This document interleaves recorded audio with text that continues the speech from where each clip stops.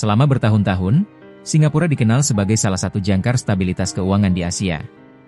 Reputasi tersebut dibangun bukan dari luas wilayah atau kekayaan sumber daya alam, melainkan dari konsistensi hukum, kepastian regulasi, serta sistem keuangan yang disiplin dan transparan. Faktor-faktor inilah yang menjadikan Singapura tujuan utama pengelolaan kekayaan global, khususnya bagi investor dan individu bernilai kekayaan tinggi. Namun dalam beberapa waktu terakhir, dinamika tersebut mulai mengalami perubahan. Sejumlah laporan dan pengamatan pelaku industri menunjukkan adanya perlambatan arus masuk kekayaan ke Singapura, terutama dari kelompok individu superkaya yang selama ini menjadi bagian penting dari ekosistem keuangan negara tersebut. Perubahan ini tidak terjadi secara tiba-tiba atau disertai gejolak pasar yang mencolok. Tidak ada krisis finansial terbuka maupun penurunan tajam indeks ekonomi.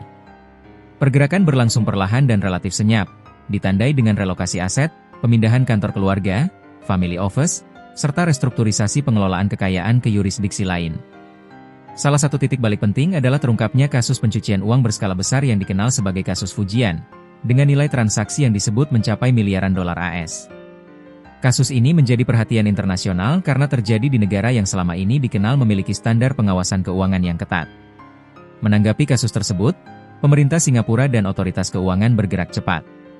Audit menyeluruh dilakukan terhadap lembaga keuangan, sementara bank-bank diperintahkan memperketat prosedur kepatuhan, termasuk penerapan prinsip Know Your Customer, KYC, dan anti pencucian uang, AML. Langkah ini dipandang sebagai upaya menjaga integritas sistem keuangan nasional.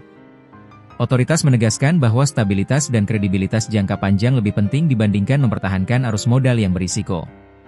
Namun, kebijakan pengetatan tersebut juga membawa konsekuensi tersendiri bagi hubungan antara lembaga keuangan dan nasabah bernilai tinggi. Sejumlah pelaku industri mencatat bahwa proses kepatuhan kini dirasakan jauh lebih mendalam dan ketat dibandingkan sebelumnya. Pemeriksaan tidak hanya mencakup asal-usul dana, tetapi juga struktur kepemilikan, relasi bisnis lintas negara, hingga aktivitas keuangan yang dinilai berisiko. Dalam beberapa kasus, rekening nasabah ditutup sebagai bagian dari penyesuaian kebijakan internal bank. Bagi investor retail, perubahan ini mungkin dipandang sebagai proses administratif biasa. Namun bagi individu superkaya, kepastian, kejelasan prosedur, dan komunikasi yang transparan menjadi aspek penting dalam membangun kepercayaan jangka panjang. Selain faktor pengawasan keuangan, kebijakan Singapura terhadap aset digital juga mengalami perubahan signifikan. Sepanjang 2025, regulator memperketat aturan terkait kripto dan teknologi blockchain. Persyaratan perizinan diperluas, pengawasan aktivitas ditingkatkan, serta ruang gerak pelaku industri dipersempit. Pendekatan ini diambil untuk mengurangi risiko sistemik dan melindungi stabilitas keuangan. Namun di sisi lain, sejumlah investor global menilai kebijakan tersebut membuat Singapura kurang kompetitif dibandingkan yurisdiksi lain yang menawarkan regulasi lebih fleksibel dengan tetap menjaga kepatuhan hukum.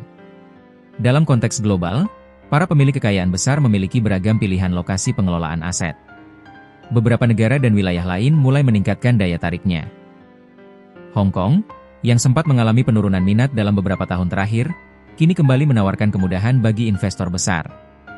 Dubai juga muncul sebagai alternatif dengan kebijakan pajak rendah dan pendekatan pro-investasi. Jepang pun mulai dilirik berkat stabilitas ekonomi dan lingkungan regulasi yang relatif konsisten. Dampak dari dinamika ini mulai terlihat pada sejumlah sektor. Proyeksi kedatangan individu dengan kekayaan tinggi ke Singapura dilaporkan menurun signifikan dibandingkan periode sebelumnya. Pasar properti mewah menunjukkan perlambatan, sementara firma hukum dan perusahaan pengelola kekayaan menghadapi persaingan yang semakin ketat. Meski demikian, Singapura tetap mempertahankan posisinya sebagai salah satu pusat keuangan utama dunia. Infrastruktur keuangan yang matang, sistem hukum yang kuat, serta stabilitas politik masih menjadi keunggulan utama yang sulit ditandingi. Pemerintah Singapura dihadapkan pada tantangan untuk menjaga keseimbangan antara ketegasan hukum dan daya saing global. Di satu sisi, integritas sistem keuangan merupakan fondasi yang tidak dapat dikompromikan. Di sisi lain, dinamika keuangan internasional menuntut adaptasi agar negara tetap relevan sebagai tujuan investasi jangka panjang. Para analis menilai bahwa fase ini merupakan ujian bagi ketahanan model keuangan Singapura.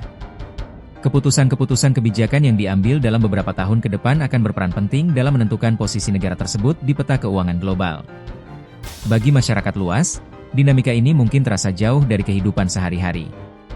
Namun perubahan arus modal, investasi, dan aktivitas keuangan global pada akhirnya dapat memengaruhi pertumbuhan ekonomi, lapangan kerja, dan sektor-sektor pendukung lainnya.